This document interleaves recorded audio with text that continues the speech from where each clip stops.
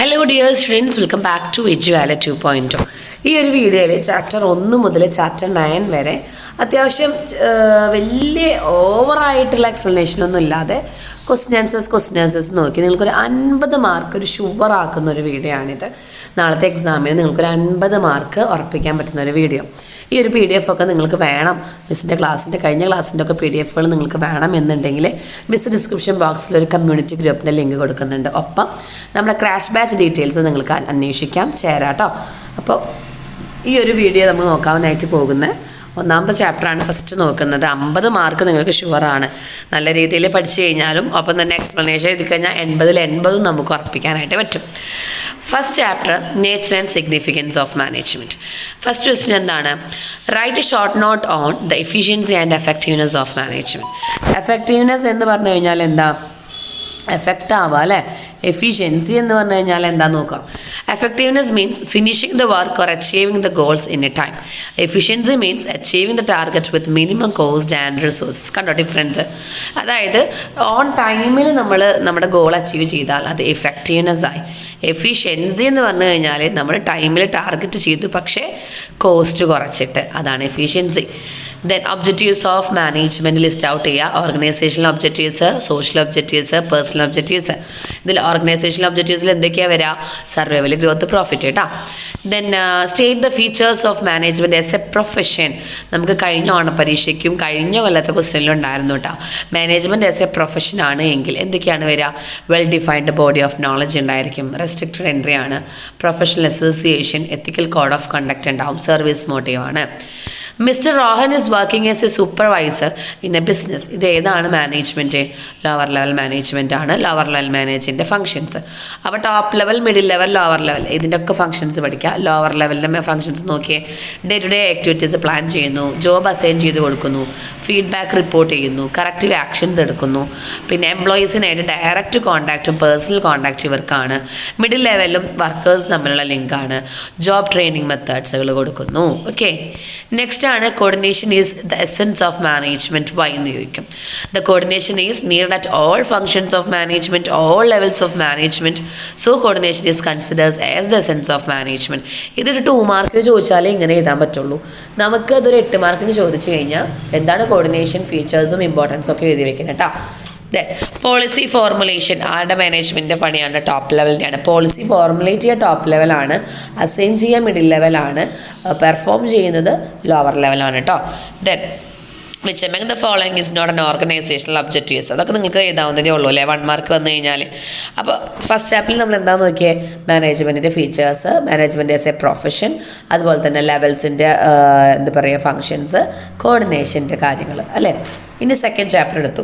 Second chapter 1 head 1 plan, unit of ഡയറക്ഷനാണ്. ഇപ്പം തന്നെ പഠിക്കാം. എല്ലാവരും ഒരൊറ്റ പ്ലാനിലൂടെ പോകുന്നതാണ് unit of direction. Match the following നിങ്ങൾക്ക് നോക്കിയാൽ തന്നെ അറിയാം. ടീം സ്പിരിറ്റ് ഇതിൽ എവിടെ വരിക? എസ്പിരിറ്റഡ് ജേക്കോബ്സ് ആണ്. ഡിസിപ്ലിൻ ഇവിടെ എവിടെ വരിക? ഒബീഡിയൻസ് ആണ്. ഡിവിഷൻ ഓഫ് വർക്ക് എവിടെ വരിക? ഡിവിഷൻ ഓഫ് വർക്ക് സ്പെഷ്യലൈസേഷൻ ആണ്. യൂണിറ്റ് ഓഫ് കമാൻഡ് നമുക്ക് ഇവിടെ വരിക? Receiving order from 1 superior only. Unit of direction ആണ് 1 ഹെഡ് 1 പ്ലാൻ കേട്ടോ. ഓക്കെ, അങ്ങനെ മാച്ച് ദ ഫോളോയിങ് ഒക്കെ വന്നാൽ എളുപ്പമായിരിക്കും. Explain any 2 principles of scientific management. അപ്പോൾ സയൻറ്റിഫിക് മാനേജ്മെൻറ്റ് പ്രിൻസിപ്പിൾ എന്തൊക്കെയാണെന്ന് പറഞ്ഞേ?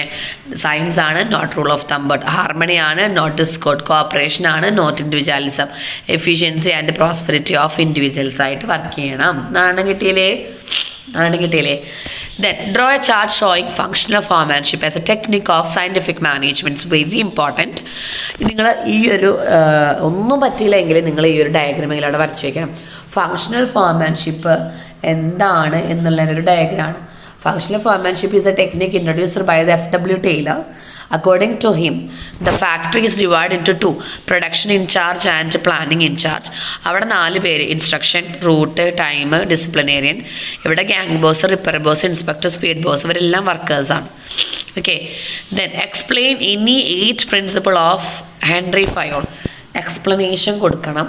ഇവിടെ ജസ്റ്റ് ലിസ്റ്റ് ഔട്ട് ചെയ്തിട്ടേ ഉള്ളൂ. നിങ്ങൾക്ക് അറിയുന്ന രീതിയിൽ, മനസ്സിലാവുന്ന രീതിയിൽ വേണം എക്സ്പ്ലനേഷൻ കൊടുക്കാനായിട്ട്.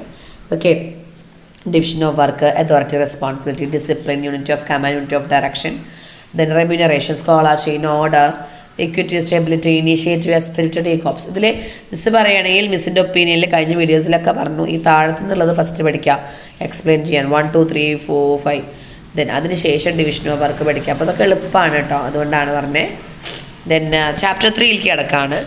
ചാപ്റ്റർ 3 എന്ന് പറയുമ്പോൾ ഇൻക്രീസിങ് സ്റ്റാൻഡേർഡ് ഓഫ് ലിവിങ് എന്ന് പറയുന്നത് ഒരു സോഷ്യൽ എൻവയോൺമെൻറ്റ് ആണ്. Then heavy demand for fast food in Kerala, അതെന്താണ്? Which is change in life style, explain the effect, social objective തന്നെയാണ്. ദെൻ എയിം ഓഫ് ഡിമോണിറ്റൈസേഷൻ, ഈ ഡിമോണിറ്റൈസേഷൻ എന്താണെന്നുള്ളത് ചോദിക്കലുണ്ട് കേട്ടോ. അതായത് ഡിമോണിറ്റൈസേഷൻ വെച്ചാൽ കറപ്ഷൻ, ഫേക്ക് നോട്ട്സ്, കറൻസിയിലും എല്ലാം ഇല്ലീഗൽ ആക്ടിവിറ്റീസ്, ടെററിസം ഒക്കെ വന്നു കഴിഞ്ഞാൽ ബ്ലാക്ക് മണി ജനറേറ്റ് ചെയ്യും. അത് കണ്ടുപിടിക്കാനൊക്കെയാണ് നമ്മൾ ടാക്സ് അതോറിറ്റീസ് വളരെ ബുദ്ധിമുട്ടും. അത് കണ്ടുപിടിക്കാനാണ് നമ്മൾ എന്ത് ചെയ്തത്? ഡിമോണിറ്റൈസേഷൻ ചെയ്തത് കേട്ടോ. LPG എന്താണ്? LPG ലിക്വിഡ് പെട്രോളിയം ഗ്യാസ് അല്ല. Liberalisation, private and globalisation, new economic policy 1991 കഴിഞ്ഞ വർഷത്തെ എക്കണോമിക്സ് ഉള്ളവർക്കൊക്കെ അറിയുന്നുണ്ടാവും. ഓക്കെ. ദെൻ ലിബറലൈസേഷൻ എന്താണെന്ന് എഴുതാം. Liberating the economy from the government restrictions അല്ലേ, ഓപ്പൺ ചെയ്യാം. പ്രൈവറ്റൈസേഷൻ എന്ന് വെച്ചാൽ നാഷണലൈസേഷൻ്റെ ഓപ്പോസിറ്റ് ആണ്.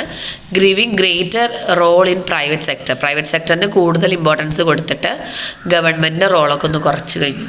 Then globalization mean integration of various economies of the world towards the emergence of global economy അല്ലേ, നമ്മുടെ ഇക്കോണമീനെ ബാക്കിയുള്ള ഇക്കോണമിയുമായിട്ട് ബന്ധിപ്പിക്കുക, ഗുഡ്സുകൾ കൈമാറ്റം ചെയ്യുക, ക്യാപിറ്റലൊക്കെ മാറ്റാം. അവിടെ ഡയമെൻഷൻസ് ഓഫ് എൻവയോൺമെൻറ്റ് ക്വസ്റ്റ്യൻ ഉണ്ട് കേട്ടോ, 5 പഠിക്കണം. അതാവും മേ ബി നമുക്ക് മാച്ച് ദ ഫോളോയിങ് വരാം. 4ാമത്തെ പാഠം പ്ലാനിങ് ആണ്. A firm want to increase its sales by 50%. It is an objective. Okay, കഴിഞ്ഞ വീഡിയോ കാണാത്തവരുണ്ടെങ്കിൽ കാണാം. അതിൽ നമ്മൾ ക്വസ്റ്റ്യൻ പേപ്പർ ഡിസ്ക്രിപ്ഷനിൽ പറഞ്ഞിരുന്നു. ക്വസ്റ്റ്യൻ പേപ്പർ കാണിച്ച ആൻസറിൽ ഈ ക്വസ്റ്റ്യൻ പറഞ്ഞിരുന്നു. പ്ലാനിങ് പ്രീമിസസ് എന്താണെന്ന് ചോദിക്കാറുണ്ട്. എന്താണ് planning premises? It is a certain assumptions made about the future കേട്ടോ, ഫ്യൂച്ചറിനെ കുറിച്ചിട്ട്. ദെൻ എന്താണ് പ്ലാനിങ് എന്ന് ചോദിക്കാറുണ്ട്. Deciding in advance what is to be done, when it is to be done, how it is to be done, and it is a process of thinking before doing. It is bridges the gap between where we are where we want to go. ഇതൊക്കെ നമുക്കതിൽ എഴുതാൻ പറ്റുന്നതാണ്. Planning can be defined or in two types of plan is there അല്ലെ, 2 തരം planning ഉണ്ട്. Standing planning ഉണ്ട്, single use ഉണ്ട്. Standing plan എന്ന് പറഞ്ഞാൽ regularly over of period of ടൈമിൽ നമുക്ക് ആ പ്ലാൻസ് കൊണ്ട് നടക്കണം. For example policy, procedure, methods, റൂൾസൊക്കെ ഇപ്പോൾ ഒരു ദിവസത്തിനൊന്നും റൂൾ ഉണ്ടാക്കാൻ പറ്റില്ല. റൂളൊക്കെ ഒരു കമ്പനിയിൽ ഉണ്ടെങ്കിൽ കണ്ടിന്യൂസ് ആയിട്ട് കുറേ വർഷം നമ്മളവിടെ നിലനിർത്തി കൊണ്ടുപോകണം. അതാണ് എന്തെന്ന് പറയുന്നത്, സ്റ്റാൻഡിങ് പ്ലാൻ നമ്മൾ പറയുന്നത്. സിംഗിൾ യൂസ് പ്ലാൻ എന്ന് പറഞ്ഞാൽ എന്താ, നമ്മൾ വൺ ടൈം ഇവൻ്റ് ആണ്. നമുക്ക് ഇന്ന് മാത്രം, അതായത് ബഡ്ജറ്റ് ഒറ്റ തവണ നമ്മൾ പ്രിപ്പയർ ചെയ്താൽ മതി. പ്രോഗ്രാം ഒരൊറ്റ തവണ പ്രോഗ്രാം അവതരിപ്പിക്കുക. അതുപോലെ പ്രൊജക്റ്റുകൾ ഒരു തവണ, അല്ലാണ്ട് നമ്മളിങ്ങനെ പ്രൊജക്റ്റ് ചെയ്തുകൊണ്ടിരിക്കുകയുള്ളൂ, എന്നും പ്രോഗ്രാമും ആവില്ല അല്ലേ. അതാണ് single use plans. One time event project ആണ്. നമുക്ക് ക്ലാസിഫൈ ചെയ്യാൻ വരാറുണ്ട് കേട്ടോ. ഇനി planning does not guarantee to success all the situations അല്ലേ. അതായത് planning leads to rigidity, planning creativity ഉണ്ടാവും, ഹ്യൂജ് കോസ്റ്റ് ആണ്, കണ്ടിന്യൂസ് പ്രോസസ്സാണ്. പക്ഷേ ഇതെന്താണ്, does not work in dynamic environment, does not guarantee success അല്ലേ. നമുക്ക് ഒരിക്കലും അത് ഉറപ്പാക്കാൻ പറ്റില്ല. കാരണം it is only an assumptions made by a future അല്ലേ. നമ്മൾ ഫ്യൂച്ചറിനെ കുറിച്ചിട്ട് നമ്മൾ അസംഷൻസ് ആണ്. ഇവിടെ നമുക്ക് വരാൻ പോകുന്ന കാര്യങ്ങൾ മുൻകൂട്ടിയിട്ട് ജസ്റ്റ് ഡിസൈഡ് ചെയ്യാനേ പറ്റുന്നുള്ളൂ, അല്ലാതെ അത് ആക്ച്വലായിട്ട് നടക്കുന്നില്ല എന്നൊക്കെ പറഞ്ഞിട്ട് എഴുതിക്കോളോ. Types of planning, objectives, strategy, procedure, rules, അതിലൊരു 5 എക്സ്പ്ലെയിൻ ചെയ്യാം. ദെൻ ഇവിടെ പ്ലാനിങ്ങിൻ്റെ പ്രോസസ്സ് പഠിക്കണം കേട്ടോ, അത് അതിൽ ഇൻക്ലൂഡഡ് ആയിട്ടില്ല. പ്ലാനിങ്ങിൻ്റെ പ്രോസസ്സ് ഉണ്ട്. ആദ്യം നമ്മൾ ഒബ്ജക്റ്റീവ് സെറ്റ് ചെയ്യുന്നു, പ്ലാനിങ് പ്രീമിസസ് നോക്കുന്നു, ദെൻ ആൾട്ടർനേറ്റീവ് സെലക്ട് ചെയ്യുന്നു, ഇവാലുവേറ്റ് ചെയ്യുന്നു, ബെസ്റ്റ് വണ്ണ് സെലക്ട് ചെയ്യുന്നു, ഫോളോ അപ്പ് ചെയ്യുന്നു, ഇംപ്ലിമെൻറ്റ് ചെയ്യുന്നു. ഓക്കെ. ദെൻ ചാപ്റ്റർ 5ലേക്ക് കിടക്കുകയാണെങ്കിൽ organisation is the form of organisation known as rumours. ഏതാണ് റൂമറസ്? ഡിവിഷനിൽ കേട്ടോ, ഇൻഫോർമൽ. റൂമറസ് എന്ന് പറഞ്ഞാൽ നമുക്ക് ഇൻഫോർമൽ ഓർഗനൈസേഷൻ, നമ്മൾക്ക് അവിടെ ഒരു ഫോർമൽ ലൈൻ ഓഫ് കമാൻഡും ഇല്ല. The answerability of final outcome form assigning task, accountability ആണ്. ദെൻ എന്താണ് organising? It is a process of identifying and grouping various activities in an organisation and assigning or bringing the physical financial resources അല്ലേ. അതുപോലെ എന്താണ് delegation of authority ചോദിക്കാറുണ്ട്. Delegation of authority means assigning work to others and giving them authority to, അതായത് ഓരോരുത്തർക്ക് ജോലി കൊടുത്ത് അവരോട് ചെയ്യാൻ പറഞ്ഞാൽ മാത്രമേ അത് ഡെലിഗേഷൻ ആവുള്ളൂ കേട്ടോ. തന്നെ ഡീസെൻട്രലൈസേഷൻ എന്താണെന്ന് ചോദിച്ചിട്ടുണ്ട്. Systematic dispersal of authority lower, അതായത് നമ്മൾ ഈ അതോറിറ്റി കൊടുക്കുന്നതിൻ്റെ ഒരു ഓർഡർ ലോവർ ലെവലിലേക്ക് തന്നെ കൊടുക്കുന്ന ഒരു പ്രോസസ്സാണ് ഡീസെൻട്രലൈസേഷൻ. ദെൻ നമ്മളോട് ഡെലിഗേഷൻ, ഇത് എന്തിനാണ് പഠിക്കുന്നത് വെച്ചാൽ ഡെലിഗേഷനും ഡീസെൻട്രലൈസേഷനും തമ്മിലുള്ള വ്യത്യാസങ്ങൾ അറിയാൻ. ദെൻ അതിനൊക്കെ വേണ്ടിയിട്ട് പഠിച്ചോളൂ കേട്ടോ. Then elements of delegation, 3 elements ആണ്: authority, responsibility and accountability. Importance of organising or specialisation കിട്ടുന്നു, ക്ലാരിറ്റി കിട്ടുന്നു, optimum utilisation of resources, change adapt ചെയ്യാൻ പറ്റുന്നു, personal development, expansion and growth ഒക്കെയാണ്. Then the difference between formal and informal organisation. Formal എന്ന് പറഞ്ഞാൽ ഒരു authority relationship ഉണ്ട്, അവിടെ ഇൻഫോമലിൽ അങ്ങനെ റിലേഷൻഷിപ്പ് ഇല്ല. There is only A social relationship. ഇവിടെ റൂൾസും പോളിസീസും ഒക്കെ ഉണ്ട്, ഇവിടെ സോഷ്യൽ ഇൻട്രാക്ഷൻ ആണ്, ഇവിടെ മാനേജ്മെൻ്റ് ഉണ്ട്, ഇവിടെ പേഴ്സണൽ ക്വാളിറ്റീസ് ആണ്, ഇവിടെ റൂൾസ് ആണ് ഡയറക്റ്റ് ചെയ്യുന്നത്, ഇവിടെ ബിഹേവിയർ ആണ്, സ്കോളർ ചെയിനിലൂടെയാണ് കമ്മ്യൂണിക്കേഷൻ പോവുക, ഇവിടെ ഡയറക്ഷൻ ആണ്. റിജിഡ് ആണ്, ഫ്ലെക്സിബിൾ ആണ്, മാനേജേഴ്സ് ആണ് ലീഡേഴ്സ് അവിടെ മാനേജേഴ്സ് ആവാം. ദെൻ ഫങ്ഷണൽ സ്ട്രക്ചറും ഡിവിഷണൽ സ്ട്രക്ചറും തമ്മിലുള്ള വ്യത്യാസം ഷുവർ ക്വസ്റ്റ്യൻ ആണ്, അത്രയും ഷുവറാണ്. ഫങ്ഷൻ എന്ന് പറഞ്ഞാൽ ബേസ്ഡ് ഓൺ ഫങ്ഷൻ ആണ്, ഇവിടെ ബേസ്ഡ് ഓൺ പ്രോഡക്റ്റ് ലൈൻ ആണ്. ഇവിടെ സ്പെഷ്യലൈസേഷൻ വരിക ഫങ്ഷണൽ സ്പെഷ്യലൈസേഷൻ ആണ്, അവിടെ പ്രൊഡക്റ്റ് സ്പെഷ്യലൈസേഷൻ ആണ്. ഡിഫിക്കൽട്ടാണ്, ഈസിയാണ്, എക്കണോമിക്കലാണ്, കോസ്റ്റ് എഫക്റ്റീവ് അല്ല, കോസ്റ്റ് ഇൻക്രീസ് ചെയ്യാണ് ചെയ്യുക. മൾട്ടിപ്പിൾ കമ്പനിക്കാണ്, ഡിഫിക്കൽട്ടിനൊക്കെയാണ് ഇറ്റ് കോർഡിനേഷൻ. ഇവിടെ നമുക്ക് ഈസി ആയിട്ട് കോർഡിനേഷൻ നടത്താം. ഓക്കെ, ഇത് ഡിപ്പാർട്ട്മെൻറ്റ് വൈസ് ആണ് ഇവിടെ നടത്തുന്നത്, ഇവിടെ പെർഫോമൻസ് വൈസ് ആണ്. ഓക്കെ, ദെൻ ഫോമൽ ഓർഗനൈസേഷൻ്റെ മെറിറ്റും ഡിമെറിറ്റും. ഫോമൽ ഓർഗനൈസേഷൻ്റെ മെറിറ്റ് എന്ന് പറഞ്ഞാൽ നമുക്ക് എന്തൊക്കെ എഴുതാം? റെസ്പോൺസിബിലിറ്റി എഴുതാം, ഡ്യൂപ്ലിക്കേഷൻ ഉണ്ടാവില്ല, യൂണിറ്റി ഉണ്ടാവും, ഗോൾസ് അച്ചീവ് ചെയ്യാൻ പറ്റും. ഡിസഡ്വാൻറ്റേജസ് നമുക്ക് എന്തൊക്കെ എഴുതാം? റിജിഡാണ്, ക്രിയേറ്റിവിറ്റി ഇല്ല, കംപ്ലൈൻറ്റ് ഉണ്ടാവും, ഡിഫിക്കൽട്ടാണ്, പ്രൊസീജിയർ ഡിലേസ് ഉണ്ടാവും. ഓക്കെ, ഇനി നമ്മൾ 6th ചാപ്റ്ററിലേക്ക് കടക്കാണ്. ഓക്കെ, ഇനി നെക്സ്റ്റ് ചാപ്റ്റർ 6 ആണ്. ഈ ഒരു വീഡിയോയിൽ സത്യം പറഞ്ഞാൽ നിങ്ങൾക്ക് നല്ല രീതിയിൽ പെട്ടെന്ന് ഓർമ്മ പുതുക്കാനും അതുപോലെ ക്വസ്റ്റ്യൻ ആൻസേഴ്സ് വന്ന് എങ്ങനെ ഡീൽ ചെയ്യാനൊക്കെ നന്നായി പറ്റും തോന്നുന്നു മിസ്സിനെ. The right person for the right job, it's called staffing. അതായത് എന്താണ്, നമുക്ക് 1 മാർക്ക് ക്വസ്റ്റ്യനും അതുപോലെ തന്നെ 2 മാർക്ക് ക്വസ്റ്റ്യനൊക്കെ ഇത് ഇൻക്ലൂഡ് ചെയ്യാൻ ബെസ്റ്റാണ് കേട്ടോ. പിന്നെ ഏതെങ്കിലും ഓഡ് മാൻ ഔട്ട് ഇതൊക്കെ ചോദിച്ചു കഴിഞ്ഞാൽ നമുക്ക് ജസ്റ്റ് അറിയണം ക്വസ്റ്റ്യൻ ആൻസേഴ്സ് എന്താണെന്നുള്ളത്. സ്റ്റാഫിങ് ഡിഫൈൻ ചെയ്യുക 2 മാർക്കിന്. Staffing is concern with recruitment, selection, placement, training and growth and development of members in organisation.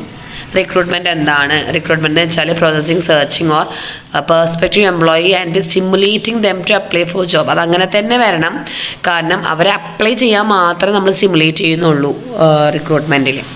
Then ഏതെങ്കിലും 2 രീതിയിലുള്ള ജോബ് ട്രെയിൻ മെത്തേഡ്സ് എഴുതാൻ പറഞ്ഞിട്ടുണ്ട്. അപ്പോൾ ഓൺ ദ ജോബ് ട്രെയിനിങ്ങും അറിയണം, ഓഫ് ദ ജോബ് ട്രെയിനിങ്ങും അറിയണം കേട്ടോ. Apprenticeship, coaching, internship and job rotation. Then internal and external source of റിക്രൂട്ട്മെൻറ്റിൻ്റെ ഡിഫറൻസ് പഠിക്കാം. ഇൻറ്റേർണൽ സോഴ്സ് ക്യുക്കാണ്, ലെസ് എക്സ്പെൻസീവ് ആണ്, മോട്ടിവേറ്റ് ചെയ്യുന്നു, ലിമിറ്റഡ് ചോയ്സ് ആണ്. എക്സ്റ്റേണൽ എന്ന് പറയുമ്പോൾ ലെങ്തി ആണ്, കോസ്റ്റ്ലി ആണ്, എക്സിസ്റ്റിംഗ് വർക്കേഴ്സിനൊന്നും ഉണ്ടാവില്ല, മാത്രമല്ല വൈഡ് ചോയ്സ് ഓഫ് കാൻഡിഡേറ്റ്സ് നമുക്ക് അവൈലബിൾ ആണ്. പിന്നെ സ്റ്റാഫിങ്ങിൻ്റെ ഇമ്പോർട്ടൻസ്, കോമ്പറ്റൻറ്റ് പേഴ്സൺ അറിയാൻ പറ്റുന്നു, ഹൈ പെർഫോമൻസ് അറിയാം, സർവൈവൽ അറിയാം, യൂട്ടിലൈസ് ചെയ്യാൻ പറ്റും ഹ്യൂമൻ റിസോഴ്സസ്, ജോബ് സാറ്റിസ്ഫാക്ഷനൊക്കെ ഉണ്ടാവും. ദെൻ പിന്നീടാണ് ഇമ്പോർട്ടൻറ്റ് സെലക്ഷൻ ടെസ്റ്റുകൾ ഏതൊക്കെയാണ്. 5 തരം ടെസ്റ്റുകൾ നമുക്കുണ്ട്. ഇത് 4 മാർക്ക് 2 മാർക്കിനൊക്കെ ചോദിച്ച് കണ്ടിട്ടുണ്ട്. സെലക്ഷൻ ടെസ്റ്റുകൾ: intelligent test, trade test, aptitude test, interest test and personality test. Intelligent test intelligence അറിയാനാണ്, IQ ലെവൽ അറിയാനാണ്. ട്രേഡ് ടെസ്റ്റ് എന്ന് പറഞ്ഞിട്ടുണ്ടെങ്കിൽ കാൻഡിഡേറ്റ് ഒരു പർട്ടിക്കുലർ ടാസ്ക് ചെയ്യാൻ റെഡി ആണോ എന്നറിയാൻ വേണ്ടിയിട്ടാണ് ട്രേഡ് ടെസ്റ്റ്. ആപ്റ്റിറ്റ്യൂഡ് ടെസ്റ്റ് എന്ന് പറഞ്ഞു കഴിഞ്ഞാൽ പൊട്ടൻഷ്യലും ലേണിംഗ് ന്യൂ സ്കിൽസ്, പുതിയതൊക്കെ പഠിക്കാനുള്ള പൊട്ടൻഷ്യൽ ഉണ്ടോ എന്നറിയാൻ. ഇൻട്രസ്റ്റ് ടെസ്റ്റ് എന്ന് പറഞ്ഞാൽ ഒരാളുടെ ഇൻവോൾവ്മെൻറ്റ് ഓഫ് എ ജോബ്, ആ ജോലി ചെയ്യാൻ എത്രത്തോളം താല്പര്യം അയാൾക്കുണ്ട് എന്നറിയാൻ നടത്തുന്ന ടെസ്റ്റാണ്. പേഴ്സണൽ എന്ന് വെച്ചാൽ ഒരാളുടെ personal emotions, behaviour, reactions, maturity, values ഒക്കെ അറിയാം. ദെൻ ഏതെങ്കിലും 5 എക്സ്റ്റേണൽ സോഴ്സ് ഓഫ് റിക്രൂട്ട്മെൻറ്റ്, അതിങ്ങനെ തന്നെ എഴുതണം. ഡയറക്റ്റ് റിക്രൂട്ട്മെൻറ്റ് ഉണ്ട്. ഇവിടെ എന്താണ്, ഒരു നോട്ടീസ് പബ്ലിഷ് ചെയ്യാണ് ഓരോ കമ്പനി അവരുടെ എൻ്റർപ്രൈസസിൻ്റെ ഫ്രണ്ടിൽ അവർ നോട്ടീസ് ബോർഡിൽ ഒരു നോട്ടീസ് പബ്ലിഷ് ചെയ്യും, ഞങ്ങൾക്ക് ഇത്ര ആൾക്കാർ ആവശ്യമുണ്ട്. അതാണ് ഡയറക്റ്റ് വന്ന്, അപ്പോൾ അത് കണ്ട് സ്പോട്ടിൽ വന്നിട്ട് ഒരു സെലക്ഷൻ നടത്തുകയാണ് ചെയ്യുക. Then casual callers or waiting list എന്ന് പറഞ്ഞു കഴിഞ്ഞാൽ ഒരു ഡാറ്റാബേസ് മെയിൻറ്റെയിൻ ചെയ്യും ഓരോ എംപ്ലോയീസും. എന്നിട്ട് അതിലെ അപ്ലിക്കേഷൻസ് എല്ലാം അപ്ലിക്കൻസിന് ഇങ്ങനെ വിളിച്ചുകൊണ്ടിരിക്കും. അത് ഒരു ബേസിക് സോഴ്സ് ഓഫ് റിക്രൂട്ട്മെൻ്റ് ആണ്. അഡ്വർടൈസ്മെൻറ്റ് വെച്ചാൽ മോസ്റ്റ്ലി എഫക്റ്റീവ് ആണ്. നമുക്ക് ന്യൂസ് പേപ്പറിലൊക്കെ ഓർഗനൈസേഷന് പുറത്തേക്ക് നമുക്ക് അഡ്വർടൈസ്മെൻറ്റ് കൊടുക്കാം. ദെൻ എംപ്ലോയ്മെൻറ്റ് എക്സ്ചേഞ്ച് വെച്ചാൽ ഗവൺമെൻറ്റിൻ്റെ ഒരു എക്സ്ചേഞ്ച് നെറ്റ്വർക്കാണ്. ഇവിടെ ഓരോരുത്തരും ഒറ്റയ്ക്ക് അവരുടെ ദംസെൽഫ് രജിസ്റ്റർ ചെയ്തിട്ട് കൊടുക്കുക. എന്നിട്ട് ആ നെയിംസ് ഓരോ ഓർഗനൈസേഷൻസ് അവരുടെ റിക്വസ്റ്റ് അനുസരിച്ച് അതിൽ നിന്ന് സെലക്ട് ചെയ്യുകയാണ് ചെയ്യാം. ദെൻ ഓരോ ഏജൻസികളുണ്ട്, പേഴ്സണൽ കൺസൾട്ടൻസ് ഉണ്ട്. അതായത് പേഴ്സണൽ കൺസൾട്ടൻസി സർവീസസ് എല്ലാം ഓരോ ഏരിയയിലും ഓരോ ലൊക്കാലിറ്റിയിലും ഉണ്ട്. സെവറൽ ഏജൻസീസ് അവരെല്ലാ റിക്രൂട്ട്മെൻറ്റ് ആൻഡ് സെലക്ഷൻ പ്രോസസ്സുകളെല്ലാം എംപ്ലോയറുടെ സ്ഥാനത്ത് നിന്നൊക്കെ അവർ ചെയ്തു കൊടുക്കും.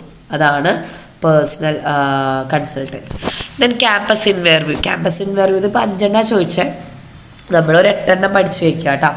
ക്യാമ്പസ് ഇൻ്റർവ്യൂ എന്ന് പറയുമ്പോൾ പ്രിലിമിനറി സെർച്ച് ഓഫ് ഫ്രഷേഴ്സ്, അതായത് ഫ്രഷേഴ്സിനെ കിട്ടാനായിട്ട് കോളേജസിലും ഒക്കെ ക്യാമ്പസിലും യൂണിവേഴ്സിറ്റിയിലൊക്കെ പോയിട്ട് ഇൻ്റർവ്യൂ നടത്തുന്നതിനാണ് ക്യാമ്പസ് സെലക്ഷൻ അല്ലെങ്കിൽ ക്യാമ്പസ് ഇൻ്റർവ്യൂ എന്ന് പറയാം.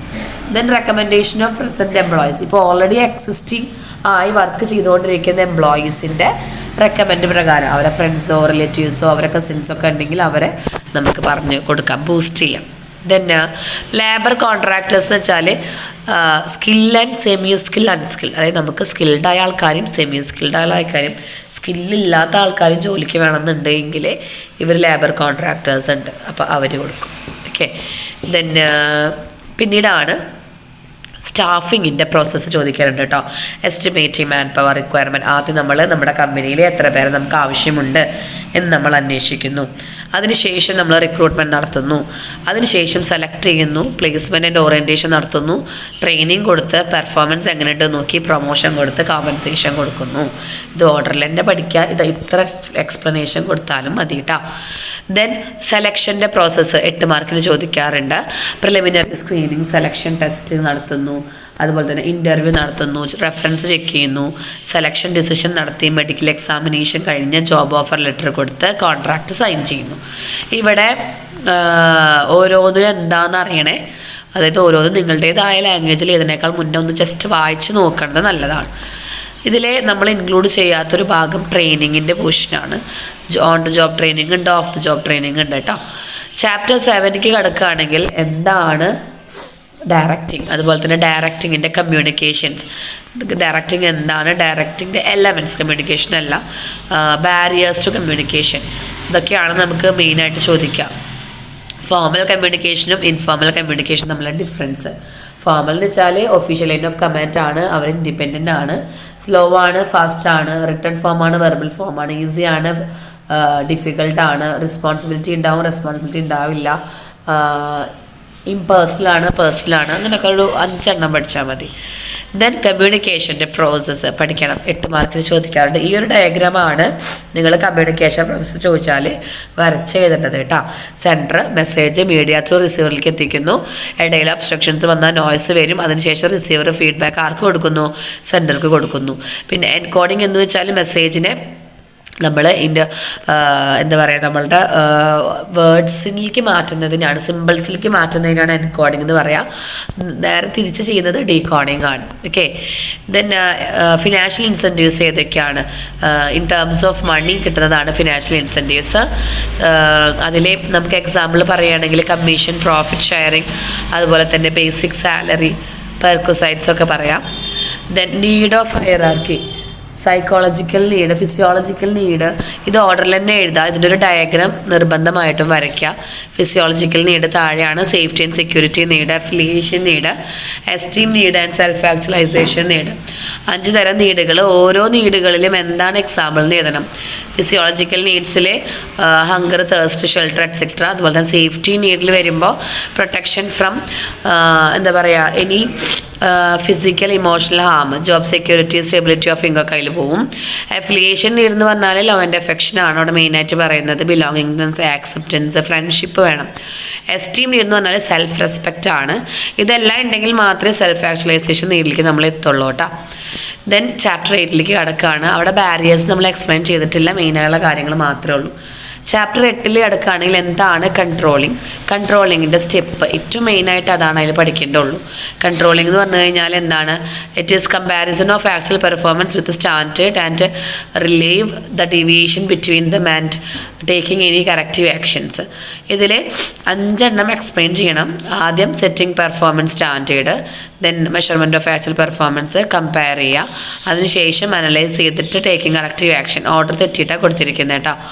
Then list out any 2 limitations നമ്മൾ മെയിനായിട്ട് പഠിക്കേണ്ടത് കൺട്രോളിങ്ങിൻ്റെയും പ്ലാനിങ്ങിൻ്റെയാണ്.